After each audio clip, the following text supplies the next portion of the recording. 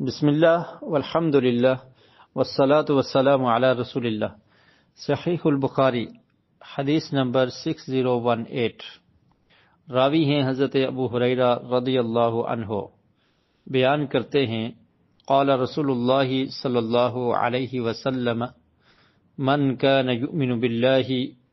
Volume الآخر فلا یؤذ جارہ ومن كان يؤمن بالله واليوم الآخر فليكرم ضيفه ومن كان يؤمن بالله واليوم الآخر فليقل خيرا أو ليصمت۔ رسول مکرم صلی اللہ علیہ وسلم نے ارشاد فرمایا کہ جو شخص اللہ پر اور آخرت کے دن پر ایمان رکھتا ہے اسے چاہیے کہ وہ اپنے پڑوسی کو تکلیف نہ دے، فلا یؤذی جارہ، جو اس کا نیبر ہے، پڑوسی ہے، اس کو تکلیف نہ دے۔ وہ تکلیف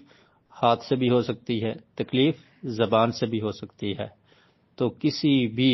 شخص کو تکلیف پہنچانا یہ گناہ کا کام ہے، اور کسی مسلمان کو تکلیف پہنچانا یہ اس سے بڑا گناہ ہے، اور پھر جو پڑوسی ہو اس کو تکلیف پہنچانا یہ اس سے بڑا گناہ بن جاتا ہے، کیونکہ پڑوسی کے حقوق ہیں تو آپ اس کو تکلیف پہنچا رہے ہیں، اس کے جو حق ہیں وہ ادا نہیں کر رہے، تو اس لیے فرمایا فلا یؤذی جارہ، کہ اپنے پڑوسی کو تکلیف نہ پہنچائے جو شخص مسلمان ہے، اللہ پر اور آخرت کے دن پر ایمان رکھتا ہے۔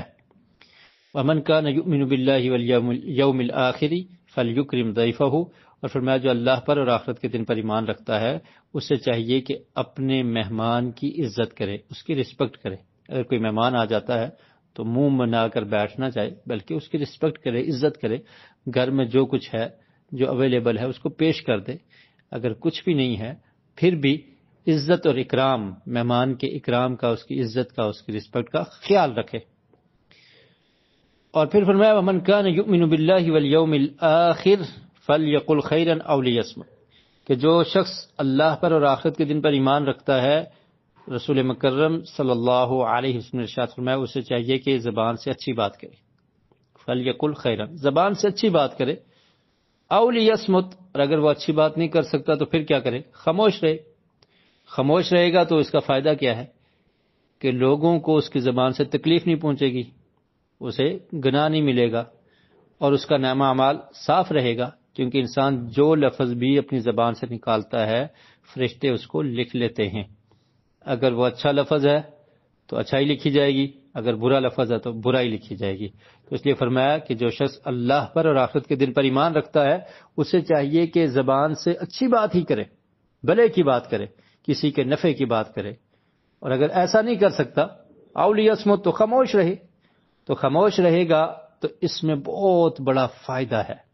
بلکہ یہ حکمت اور دانائی ہے۔ عقل مند آدمی زیادہ سنتا ہے اور کم بولتا ہے، اور اس کو حکمت کہا گیا ہے۔ سنن الکبریٰ البیہقی میں ایک روایت ہے، اگرچہ اس کی سند ضعیف ہے، بہرحال امام بیہقی رحمہ اللہ فرماتے ہیں کہ یہ لقمان حکیم رحمۃ اللہ علیہ کا قول ہے۔ وہ قول کیا ہے؟ الصمت حکمت وقلیل فاعلها۔ لقمان حکیم رحمۃ اللہ علیہ کا قول، یہ بات درست ہے کہ ان کا یہ قول ہے الصمت حکمت وقلیل فاعلها، کہ خاموشی حکمت ہے، دانائی ہے، لیکن اس کو اختیار کرنے والے کم ہیں، کم لوگ ہیں جو خاموش رہتے ہیں، ورنہ اکثر لوگ کیا کرتے ہیں؟ بولتے ہیں، اور پھر وہ فخر محسوس کرتے ہیں کہ ہم نے بولا اور دوسرے کو چپ کروا دیا، دوسرے کو خاموش کروا دیا۔ آپ نے اس کو ٹھیس پہنچائی، آپ نے اس کو تکلیف پہنچائی، آپ نے اپنی زبان سے اچھے الفاظ ادا نہ کیے، اس کا دل توڑ دیا، اور اس کے دل سے جو صدا نکلی، آپ کو تو سکون مل گیا شاید اس کو تکلیف پہنچا کر، لیکن رب العالمین اگر اس کی صدا کو سن لے اور وہ مظلوم ہو تو پھر آپ کا کیا بنے گا؟ کیونکہ مظلوم کی دعا یا جو وہ بد دعا کرتا ہے وہ رد نہیں ہوتی۔ تو خاموشی ایک حکمت ہے، انسان خاموش رہے تو بہت ساری برائیوں سے بچ جاتا ہے۔